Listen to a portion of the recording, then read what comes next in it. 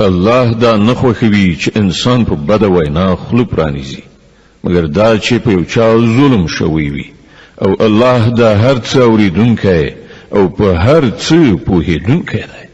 که څه هم د مظلومیت په صورت کې تاسو د بدې وینا حق لرئ خو که تاسو په ښکارا او په پټه ښېګڼه کوئ یا لږ تر لږه له بدۍ نه سترګې پټې کړئ نو د الله هم دا صفت دی چې هغه ستر بخښونکی دی په داسې حال کې چې په سزا ورکولو پوره قادر دی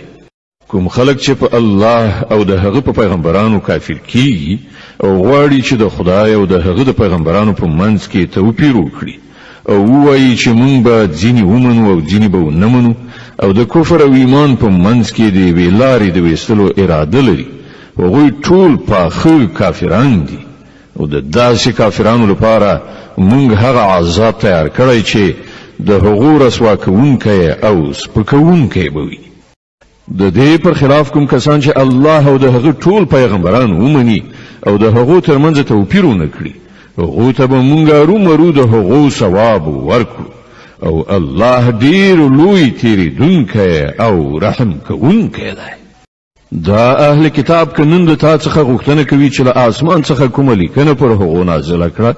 نو له دې نه ډېرې غټې مجرمانه غوښتنې دوی مخکې له موسی څخه کړي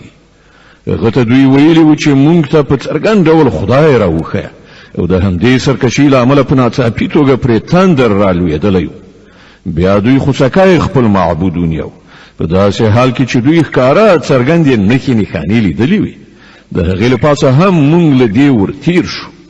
مونږ موسی ته ښکاره فرمان یعنی غلبه ورکړه او په دې خلکو مو د تور غر راپورته کړل دوی نه مو د هغه فرمان د اطاعت وعده واخیستله مونږ دوی ته امر وکړ چې په دروازه کې سجده کوونکي ننوځي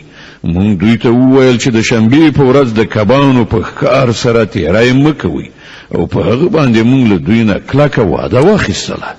په پای کې د دوی د وعدې ماتولو له امله او له دې کبله چې دوی د الله آیاتونه دروغ وګڼل او یو شمېر پیغمبران په ناحقه ووژل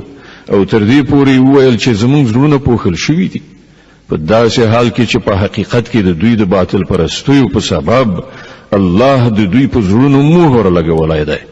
او له همدې امله دوی ډېر لږ ایمان راوړي